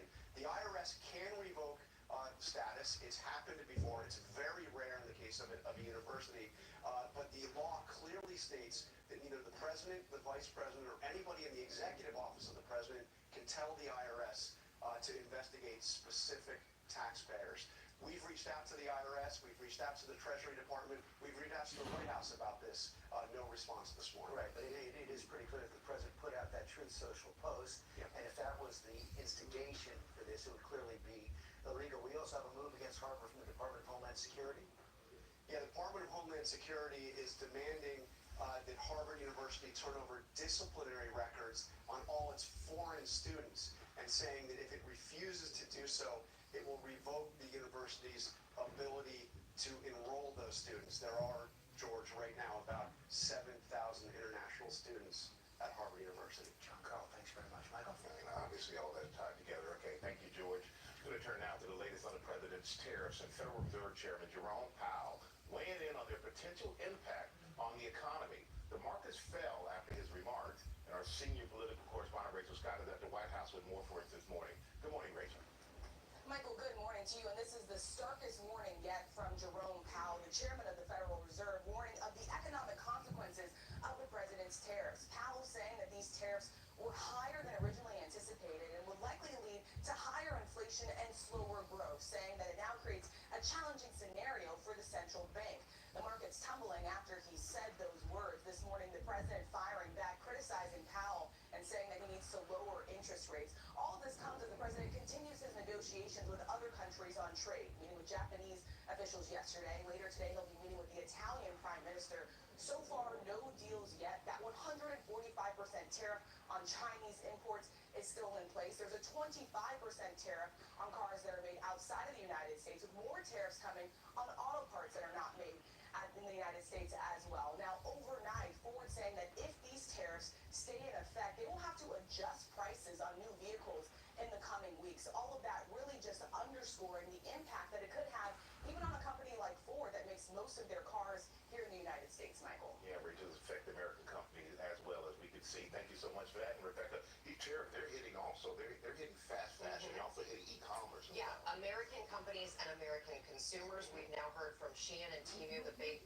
Chinese online retail giants. They say they're going to start hiking prices next week, April 25th. And something to keep in mind, when you see prices going up like this, that's inflation, and it makes it more difficult for the Fed to do something like lower interest rates. When inflation is high, they have to keep interest rates where they are to try to suppress inflation so that people don't pay higher prices. All right, thank you. We're going to have much more from small businesses also being hit by tariffs in our next hour, George. And Rebecca, the president also raised the possibility of terminating Jerome Powell in that Truth Social post. That would be a dramatic escalation. It would be a dramatic escalation, and by the way, Jerome Powell is someone the president himself put in that job. Right. Thanks very much. Now, the new details on the arson attack at the home of Pennsylvania Governor Josh Shapiro.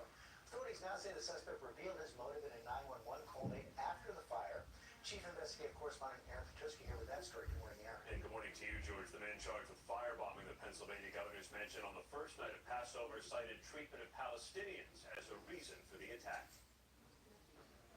This morning, a possible motive for the arson attack targeting Pennsylvania Governor Josh Shapiro. While part of the residence was still smoldering early Sunday, Pennsylvania State Police said the suspect, Cody Balmer, called 911, identified himself, and said Shapiro needs to know that he will not take part in his plans for what he wants to do to the Palestinian people. A newly released search warrant application quoted Balmer saying he wanted to stop having my friends killed, and our people have been put through too much by that monster. Police said Balmer later admitted to harboring hatred toward Governor Shapiro and told investigators had he confronted Shapiro in the residence, he would have beaten him with his hammer. Prosecutors will ultimately determine what motivated this. The governor said the attack would not deter him from openly practicing his Jewish faith. I want them to see that my wife and I and our kids continue to celebrate our faith proudly and openly. I want them to see that people from all different faiths have reached out to condemn this act and to lift up our family in prayer. And that's the Pennsylvania way. Shapiro also said he has full confidence in the Pennsylvania State Police, but Rebecca, the agency is now embarking on an independent review of security around the governor and his residence. Yeah, and extremely troubling for him and his family and their security. Aaron, thank you. We appreciate it. We're going to turn now to Health Secretary Robert F. Kennedy Jr. at odds with medical experts on why more American children are being diagnosed with autism. Steve Osunsami joins us with the latest on that. Good morning, Steve. morning to you, Rebecca. Kennedy is somewhat famous for suggesting that autism is caused in part by the use of vaccines, something that even the scientists here at the CDC say is absolutely not true. His latest comments about the rise in autism among American children are again challenging the science. Health Secretary Robert F. Kennedy Jr. this morning is saying there has to be more to the rise in autism among American children than just better detection. The epidemic is real. Only a very, very small portion of it can be charged to better recognition. Kennedy was speaking in Washington after the latest report from the CDC showing that 1 out of every 31 American children is now being diagnosed with autism. In his first news conference as HHS Secretary, Kennedy was arguing against medical experts who say that the increasing number of American children with autism is mostly because parents and doctors are getting better at recognizing the disorder. And he disagreed with government scientists who say that right now, autism can't be prevented. In his many years before Washington, Kennedy has often suggested that environmental toxins likely helped cause autism, and that one of those toxins was likely one of the vaccines that Americans give their children. A skeptical view that many in the medical world feel is a dangerous one. The experts believe autism is mostly a genetic disorder, and that any environmental cause is not a vaccine. We know that there are a number of potential intertwined root causes of autism.